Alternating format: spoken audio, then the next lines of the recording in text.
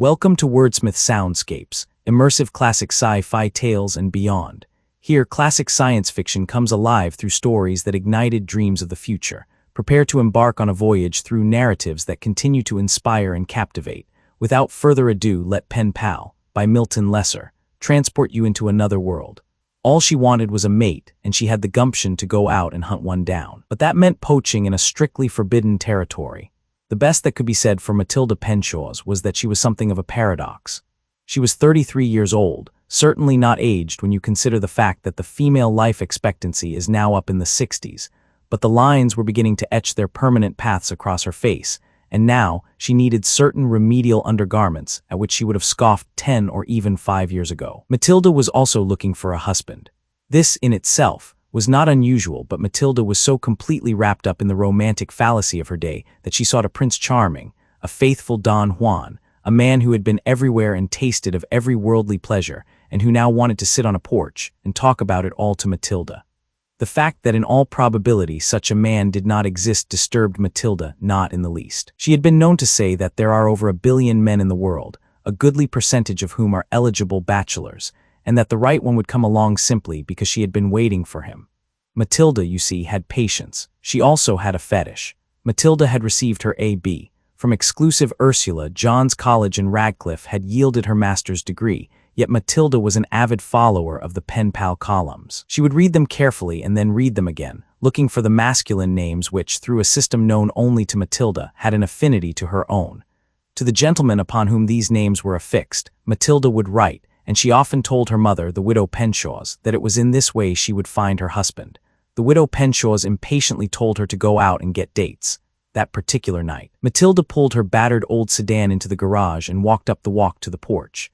The widow Penshaws was rocking on the glider, and Matilda said hello. The first thing the widow Penshaws did was to take Matilda's left hand in her own and examine the next to the last finger. "I thought so," she said. "I knew this was coming when I saw that look in your eye at dinner. Where is Herman's engagement ring?" Matilda smiled. "It wouldn't have worked out, Ma. He was too darned stuffy. I gave him his ring and said thanks anyway, and he smiled politely and said he wished I had told him sooner because his 15th college reunion was this weekend, and he had already turned down the invitation." The widow Penshaws nodded regretfully. That was thoughtful of Herman to hide his feelings. "Hogwash," said her daughter. "He has no true feelings. He's sorry that he had to miss his college reunion. That's all he has to hide. A stuffy Victorian prude and even less of a man than the others." "But Matilda, that's your 5th broken engagement in 3 years. It ain't that you ain't popular, but you just don't want to cooperate. You don't fall in love, Matilda, no one does. Love osmoses into you slowly, without you even knowing, and it keeps growing all the time." Matilda admired her mother's use of the word osmosis, but she found nothing which was not objectionable about being unaware of the impact of love. She said good night and went upstairs, climbed out of her light summer dress and took a cold shower.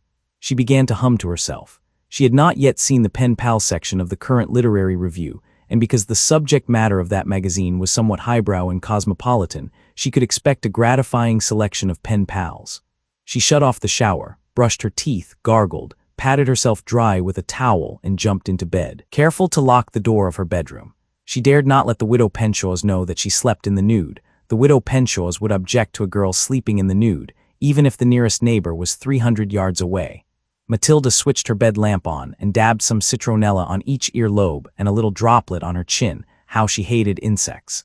Then she propped up her pillows. 2 pillows partially stopped her post-nasal drip, and took the latest issue of the literary review off the night table. She flipped through the pages and came to personals. Someone in Nebraska wanted to trade matchbooks. Someone in New York needed a Midwestern pen pal, but it was a woman. An elderly man interested in ornithology wanted a young chick correspondent interested in the same subject. A young, personable man wanted an editorial position because he thought he had something to offer the editorial world, and Matilda read the next one twice. Then she held it close to the light and read it again. The Literary Review was one of the few magazines which printed the name of the advertiser rather than a box number, and Matilda even liked the sound of the name. But mostly, she had to admit to herself, it was the flavor of the wording. This very well could be it, or that is him. Intelligent, somewhat egotistical male who's really been around, whose universal experience can make the average cosmopolite look like a provincial hick, is in need of several female correspondents. Must be intelligent, have gumption, be capable of listening to male who has a lot to say and wants to say it. All others need not apply. Wonderful opportunity cultural experience. Haran Gorka, Cedar Falls, ill. The man was egotistical, all right. Matilda could see that, but she had never minded an egotistical man, at least not when he had something about which he had a genuine reason to be egotistical. The man sounded as though he would have reason indeed. He only wanted the best because he was the best, like calls to like. The name Haran Gorka, its oddness was somehow beautiful to Matilda. Haran Gorka, the nationality could be anything, and that was it. He had no nationality for all intents and purposes. He was an international man, a figure among figures, a paragon. Matilda sighed happily as she put out the light. The moon shone in through the window brightly, and at such times Matilda generally would get up, go to the cupboard, pull out a towel, take 2 hairpins from her powder drawer, pin the towel to the screen of her window, and hence keep the disturbing moonlight from her eyes. But this time it did not disturb her, and she would let it shine. Cedar Falls was a small town not 50 miles from her home, and she'd get there a hop, skip, and jump ahead of her competitors, simply by arriving in person instead of writing a letter. Matilda was not yet that far gone in years or appearance. Dressed properly, she could hope to make a favorable impression in person, and she felt it was important to beat the influx of mail to Cedar Falls. Matilda got out of bed at 7, tiptoed into the bathroom, showered with a merest wary trickle of water, tiptoed back into her bedroom, dressed in her very best cotton over the finest of uplifting and figure molding under things, made sure her stocking seams were perfectly straight, brushed her suede shoes, admired herself in the mirror, read the ad again, wished for a moment she were a bit younger, and tiptoed downstairs. The widow Penshaws met her at the bottom of the stairwell. "Mother," gasped Matilda. Matilda always gasped when she saw something unexpected. "What on earth are you doing up?" The widow Penshaws smiled somewhat toothlessly, having neglected to put in both her uppers and lowers this early in the morning. "I'm fixing breakfast, of course." Then the widow Penshaws told Matilda that she could never hope to sneak about the house without her mother knowing about it, and that even if she were going out in response to one of those foolish ads in the magazines, she would still need a good breakfast to start with like only mother could cook. Matilda moodily thanked the widow Penshaws. Driving the 50 miles to Cedar Falls in a little less than an hour, Matilda hummed Mendelssohn's Wedding March all the way. It was her favorite piece of music. Once she told herself, "Matilda Penshaws, you are being premature about the whole thing," but she laughed and thought that if she was, and meanwhile she could only get to Cedar Falls and find out, and so she got there. The man in the wire cage at the Cedar Falls post office was a stereotype. Matilda always liked to think in terms of stereotypes. This man was small, roundish, florid of face, with a pair of eyeglasses which hung too far down on his nose. Matilda knew he would peer over his glasses and answer questions grudgingly. "Hello," said Matilda. The stereotype grunted and peered at her over his glasses. Matilda asked him where she could find Haran Gorka. "What?" I said, "where can I find Haran Gorka? Is that in the United States?" "It's not a that, it's a he. Where can I find him? Where does he live? What's the quickest way to get there?" The stereotype pushed up his glasses and looked at her squarely. "Now take it easy, ma'am. First place, I don't know any Haran Gorka." Matilda kept the alarm from creeping into her voice. She muttered an "oh" under her breath and took out the ad. This she showed to the stereotype, and he scratched his bald head. Then he told Matilda almost happily that he was sorry he couldn't help her. He grudgingly suggested that if it really were important, she might check with the police. Matilda did, only they didn't know any Haran Gorka either. It turned out that no one did. Matilda tried the general store, the fire department, the city hall, the high school, all 3 Cedar Falls gas stations, the livery stable, and half a dozen private dwellings at random. As far as the gentry of Cedar Falls was concerned, Haran Gorka did not exist. Matilda felt bad, but she had no intention of returning home this early. If she could not find Haran Gorka, that was one thing. But she knew that she'd rather not return home and face the widow Penshaws, at least not for a while yet. The widow Penshaws meant well, but she liked to analyze other people's mistakes, especially Matilda's. Accordingly, Matilda trudged wearily towards Cedar Falls' small and unimposing library. She could release some of her pent-up aggression by browsing through the dusty slacks. This she did, but it was unrewarding. Cedar Falls had what might be called a microscopic library, and Matilda thought that if this small building were filled with microfilm rather than books, the library still would be lacking. Hence she retraced her steps and nodded to the old librarian as she passed. Then Matilda frowned. 20 years from now, this could be Matilda Penshaws complete with plain gray dress, rimless spectacles, gray hair, suspicious eyes, and a broomstick figure. On the other hand, why not? Why couldn't the librarian help her? Why hadn't she thought of it before? Certainly a man as well educated as Haran Gorka would be an avid reader, and unless he had a permanent residence here in Cedar Falls, one couldn't expect that he'd have his own library with him. This being the case, a third-rate collection of books was far better than no collection at all, and perhaps the librarian would know Mr. Heron Gorka. Matilda cleared her throat.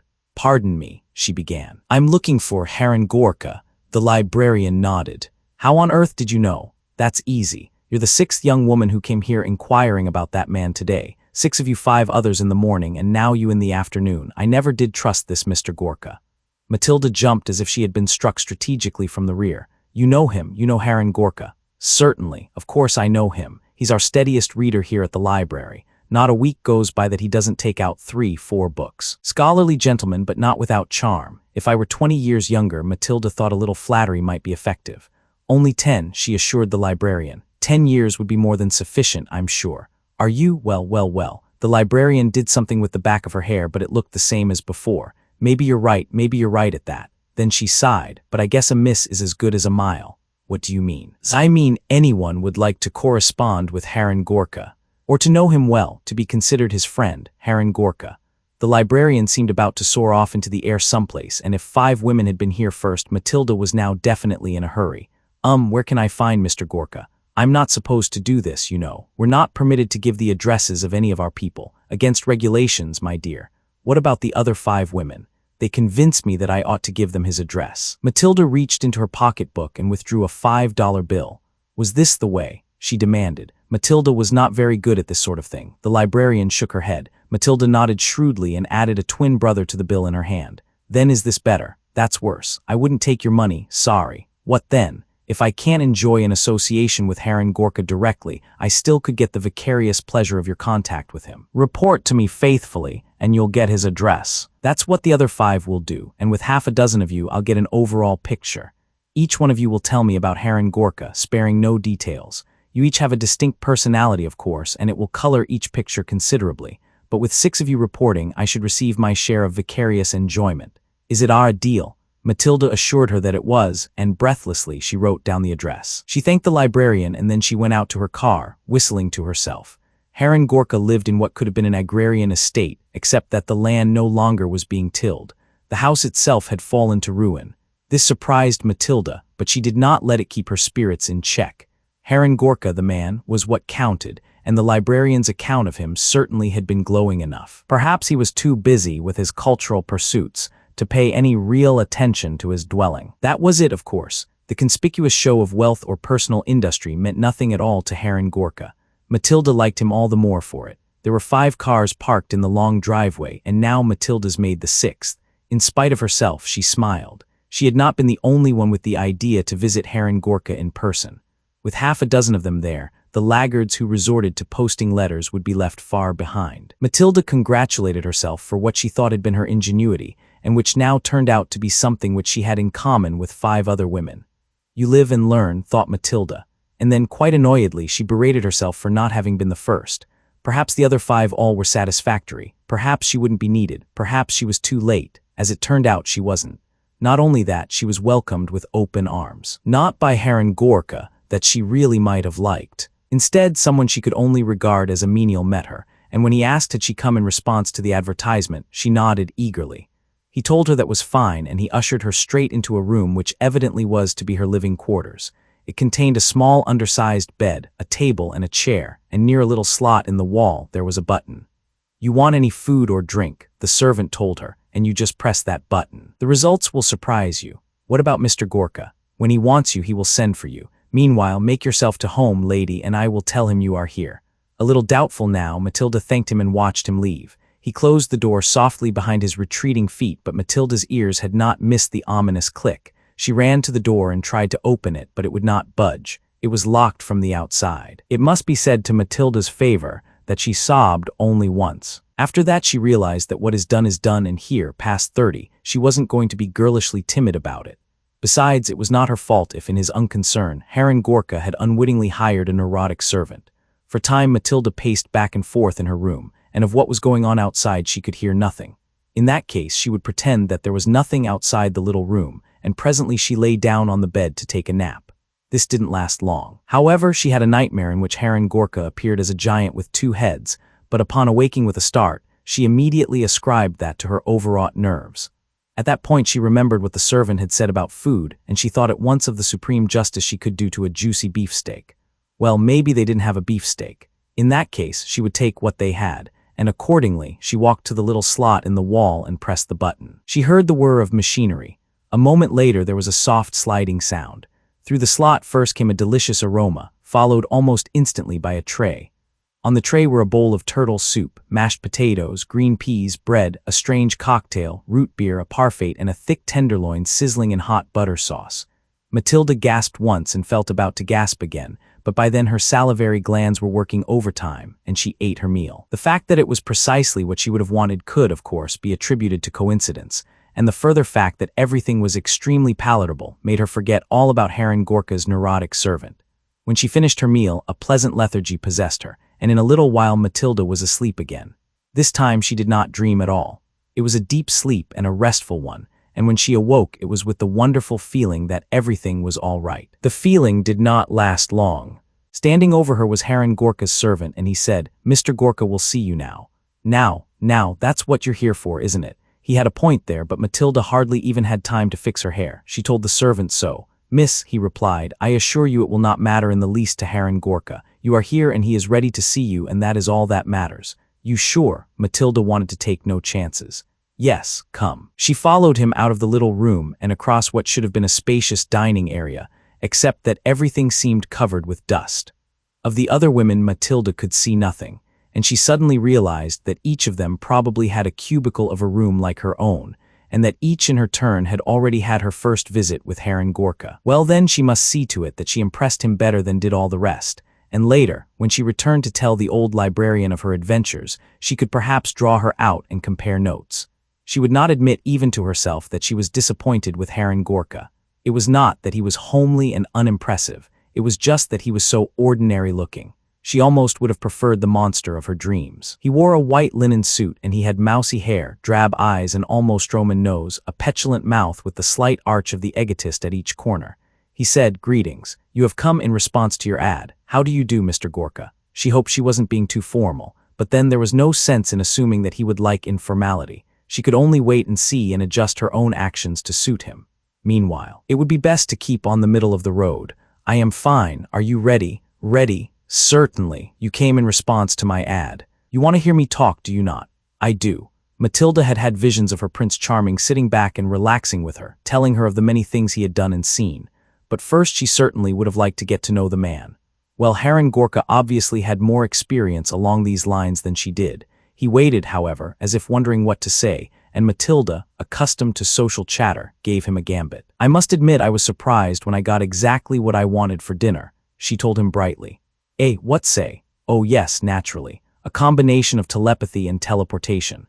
The synthetic cookery is attuned to your mind when you press the buzzer, and the strength of your psychic impulses determines how closely the meal will adjust to your desires. The fact that the adjustment here was near perfect is commendable. It means either that you have a high psi quotient, or that you were very hungry." "Yes," said Matilda vaguely. Perhaps it might be better, after all, if Heron Gorka were to talk to her as he saw fit.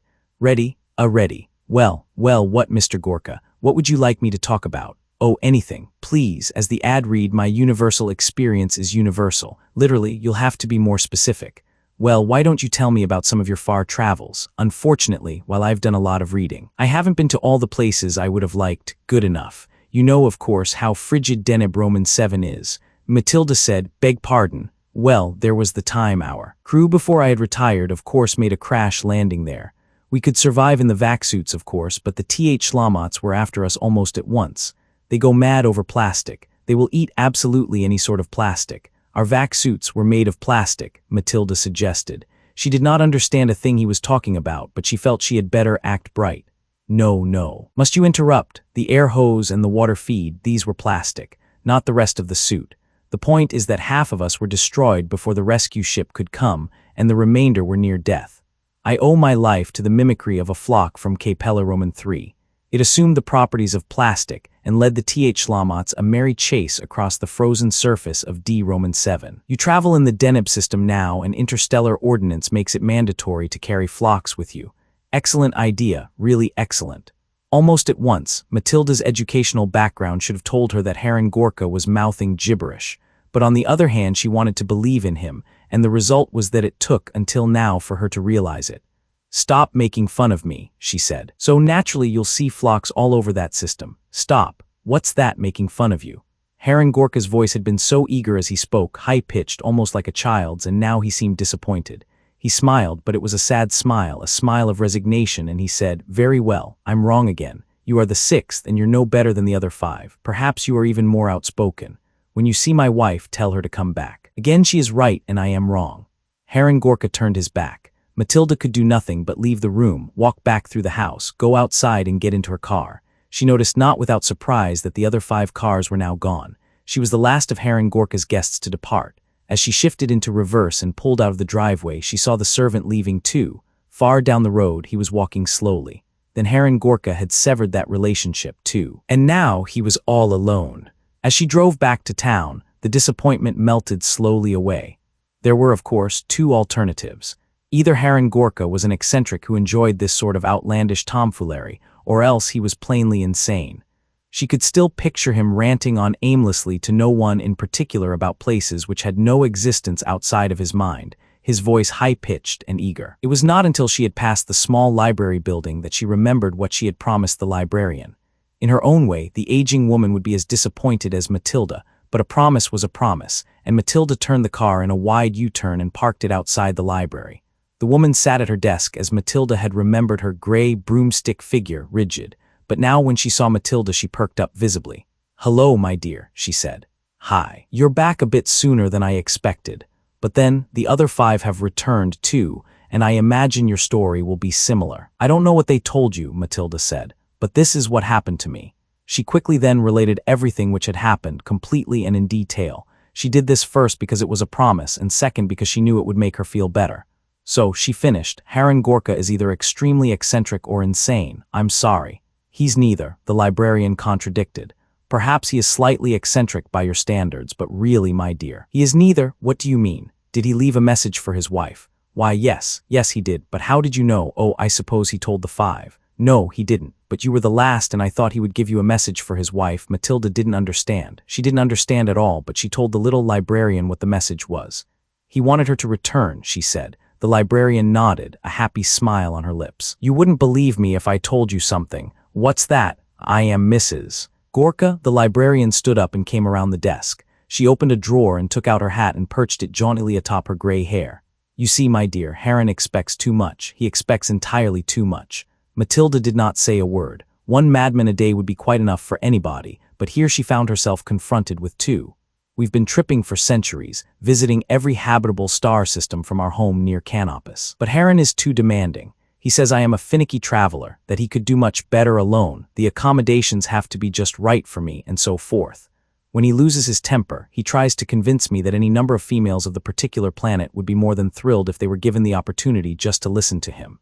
But he's wrong. It's a hard life for a woman. Someday 5,000, 10,000 years from now, I will convince him. And then we will settle down on Canopus Roman 14 and cultivate torgas. That would be so nice, I'm sure. Well, if Heron wants me back, then I have to go. Have a care, my dear. If you marry, choose a homebody. I've had the experience and you've seen my Heron for yourself." And then the woman was gone. Numbly, Matilda walked to the doorway and watched her angular figure disappear down the road. Of all the crazy things, Deneb and Capella and Canopus, these were stars.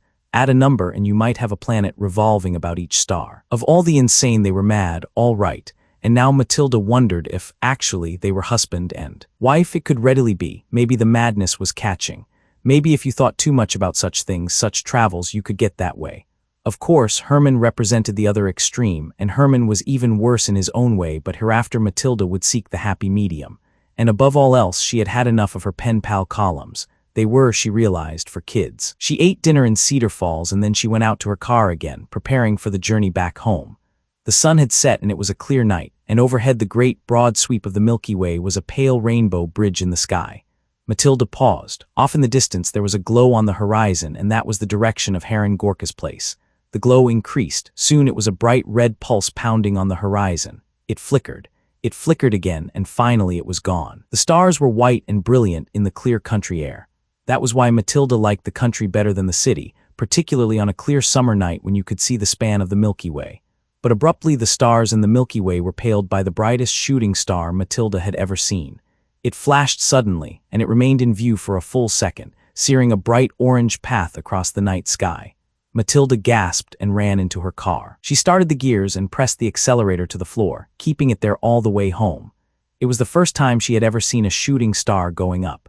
Thank you for joining me on this journey through the cosmos, brought to you by Wordsmith Soundscapes, immersive sci-fi tales and beyond. If you enjoyed this story, give it a thumbs up and subscribe to explore new worlds, thrilling adventures, and boundless imagination. Have a favorite sci-fi classic or an idea you'd like to hear? Drop it in the comments below. I'd love to hear from you. Until next time, dream boldly, imagine fearlessly, and keep exploring the stars.